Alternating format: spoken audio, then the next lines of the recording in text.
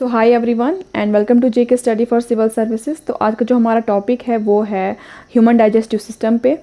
तो ये जो लेक्चर है ये मैं आपको क्रैश कोर्स की तरह पढ़ाऊंगी, मतलब एक ओवरव्यू में आपको बताऊंगी इस टॉपिक का, और जो इम्पोर्टेंट जो क्वेश्चंस पूछे जा सकते हैं क्लास 4 के एग्ज़ाम में वो भी मैं इसमें कवर करूँगी। ठीक है, तो स्टार्ट करते हैं हम अपना लेक्चर। तो सबसे पहले आप ये डायग्राम देख लो। तो जब हम खाना खाते हैं हमारे जो बक्कल कैविटी है उसके अंदर प्रेजेंट होते हैं सलाइवरी ग्लैंड्स। इन सलाइवरी ग्लैंड्स का क्या काम है? To secrete saliva. ये जो सलाइवा है, सलाइवा के अंदर प्रेजेंट होता है एंजाइम जिसको एमाइलेज कहते हैं। ये एमाइलेज जो है इसका काम है टू डाइजेस्ट कार्बोहाइड्रेट्स। ठीक है, ग्लूकोज क्या होता है? वो भी कार्बोहाइड्रेट ही होता है। To digest carbohydrates. ठीक है, हो गया यहाँ तक। ये क्वेश्चन भी पूछा जा सकता है कि एमाइलेज का बेसिकली क्या काम है, वो ये है। उसके बाद जो खाना है यहाँ पहुँचता है फेरिंग्स के पास। तो ये भी आप लोग याद रख दो, फेरिंग्स क्या है। फेरिंग्स जो है ये एक वाई शेप्ड ट्यूब है। तो फिर उसके बाद खाना जो है यहाँ से एंटर होके सीधे जाके कहाँ पहुँचता है? स्टोमक में। तो ये जो खाना किस तरह से स्टोमक में पहुँचता है? ये जो ईसोफेगस है बेसिकली, जिसको फूड पाइप भी कहते हैं, तो ये कंट्रैक्शंस करता है। इन कंट्रैक्शंस की वजह से जो खाना जो है ऊपर से नीचे तक आराम आराम से ऐसे उतरता है। इस मूवमेंट को कहते हैं पेरिस्टालिसिस। ठीक है, जब खाना स्टोमक में पहुंचता है, अब यहाँ पे आपको चीज़ें याद रखनी है कि जो स्टोमक है क्या सिक्रीट करता है ताकि जो फूड है वो डाइजेस्ट हो सके। ये 3 चीज़ें सिक्रीट करता है। वो क्या क्या है? HCl, mucus and pepsin. Pepsin जो है ये एक प्रोटीज एंजाइम है, मतलब कि ये जो है प्रोटीन डाइजेस्ट करता है। सिंपली आपको याद रखना है पेप्सिन का क्या काम है? To digest protein. उसके बाद मैंने बताया HCl का क्या काम है? इसका काम है to provide favourable conditions for this enzyme pepsin. Pepsin के लिए एक फेवरेबल एंजाइम, इसको काम करने के लिए एक एनवायरनमेंट चाहिए जो कि HCl प्रोवाइड करता है। तीसरी चीज़ म्यूकस का क्या काम है? जब HCl सिक्रेट होता है दैट मीन्स कि स्टोमक को खुद भी खतरा है, वो खुद भी डैमेज हो सकता है, बर्न हो सकता है, क्योंकि एसिड प्रोड्यूस हो रहा है। बट स्टोमक ने एक और स्ट्रेटजी अपनाई होती है, उसकी जो लाइनिंग होती है वहाँ से सिक्रेट होता है म्यूकस जो है स्टोमक को प्रोटेक्ट रखता है। किससे? HCl से। ये चीज़ें क्लियर हो गई। 3 सिक्रेशन आपको याद रखनी है और इनके थोड़े बहुत फंक्शन याद रखने हो गए यहाँ तक। इसके बाद खाना एंटर होने जा रहा है कहाँ? स्मॉल इंटेस्टाइन में। लेकिन उससे पहले जो है हमारी बॉडी में कुछ एसेसरी ऑर्गन्स ऐसे होते हैं जो एसेसरी ऑर्गन्स क्या होते हैं? जो डाइजेस्टिव सिस्टम में, तो उनका मतलब डाइजेस्टिव सिस्टम में नहीं होते हैं वो, लेकिन साइड से वो थोड़ा बहुत मदद कर लेते हैं, साइड से। वो कैसे मदद करेंगे? उसमें से एक आता है लिवर जो है ये सिक्रेट करता है बाइल। ये भी इंपॉर्टेंट, ये चीज़ आपको जो मैंने ये रखी है ना, ये इंपॉर्टेंट है। तो ये जो बाइल है काफ़ी इंपॉर्टेंट है क्योंकि फैट को इमल्सिफाई करता है। इमल्सिफिकेशन ऑफ फैट्स, ये भी क्वेश्चन पूछा जा सकता है कि इमल्सिफिकेशन ऑफ फैट्स किससे होता है? बाइल से होता है। ठीक है, बाइल का क्या काम है? नीचे ऑप्शंस होंगे इमल्सिफिकेशन ऑफ फैट्स, तो इसका आंसर होगा।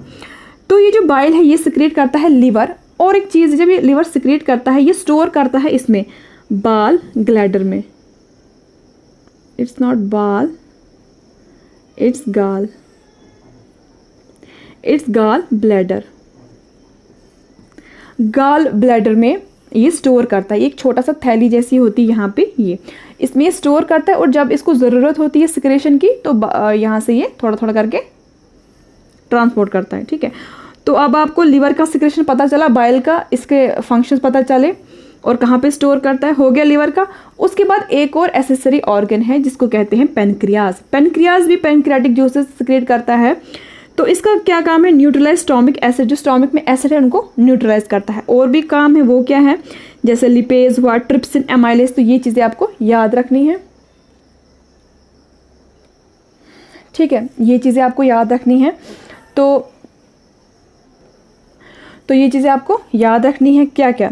एक तो लिपेज का काम है टू डाइजेस्ट फैट, ये चीज़ याद रखनी है। दूसरी चीज़ पेनक्रियाज क्या रिलीज करता है? ट्रिप्सिन करता है प्रोटीन को डाइजेस्ट। उसके बाद एमाइलेज करता है कार्बोहाइड्रेट को डाइजेस्ट। तो एमाइलेज मैंने आपको पहले ही बताया कहाँ पे सिक्रेट होता है? सलाइवरी ग्लैंड सिक्रेट करते हैं एमाइलेज को, जिनका काम होता है टू डाइजेस्ट कार्बोहाइड्रेट। ठीक है, हो गए, यहाँ तक हो गया। उसके बाद जो खाना है, खाना यहाँ से अब एंटर होगा इधर से, खाना एंटर हो जाएगा स्मॉल इंटेस्टाइन की तरफ ये रुख करेगा। अब तो उससे पहले आपको एक और क्वेश्चन पूछा जाता है ड्यूडेनम के बारे में। ड्यूडेनम क्या है?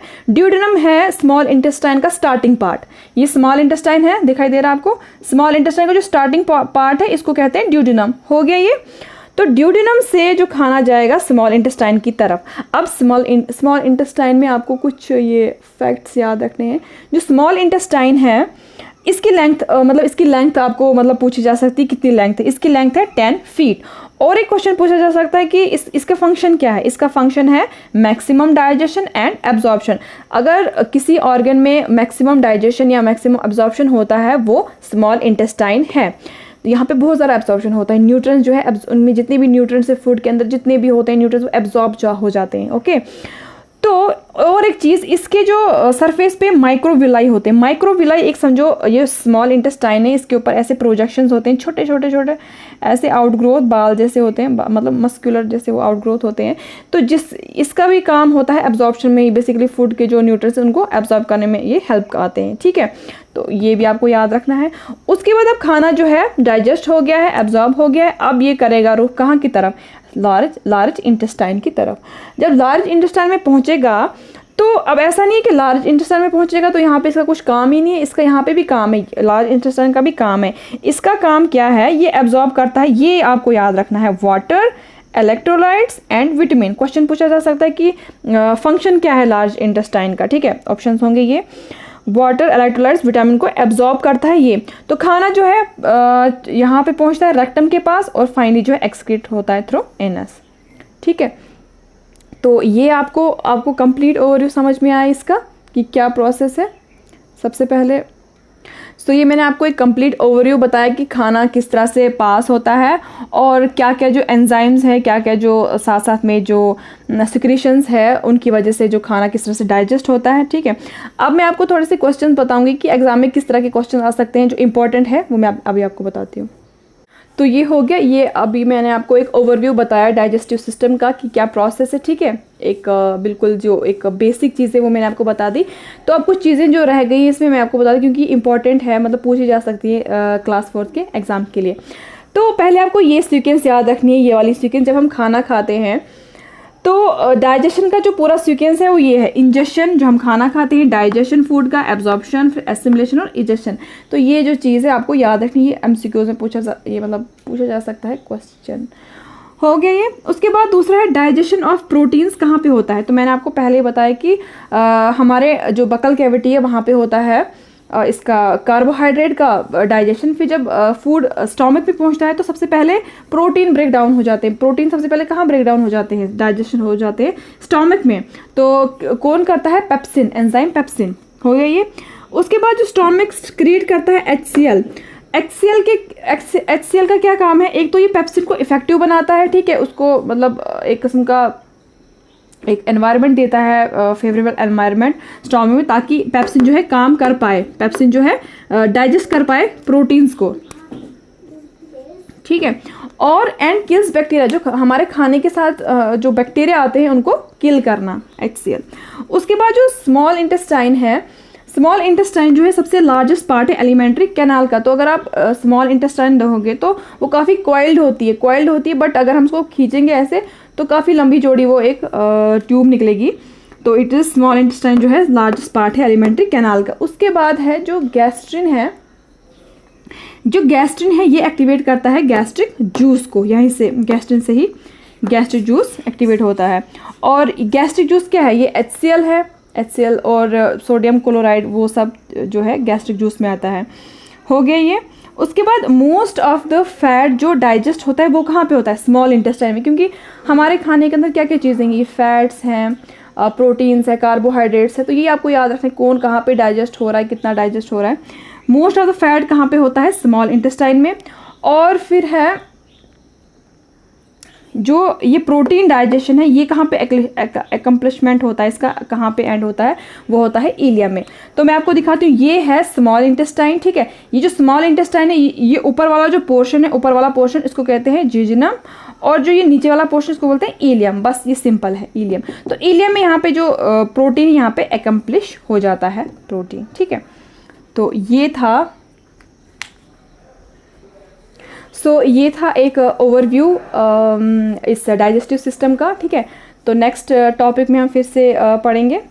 So thank you for watching.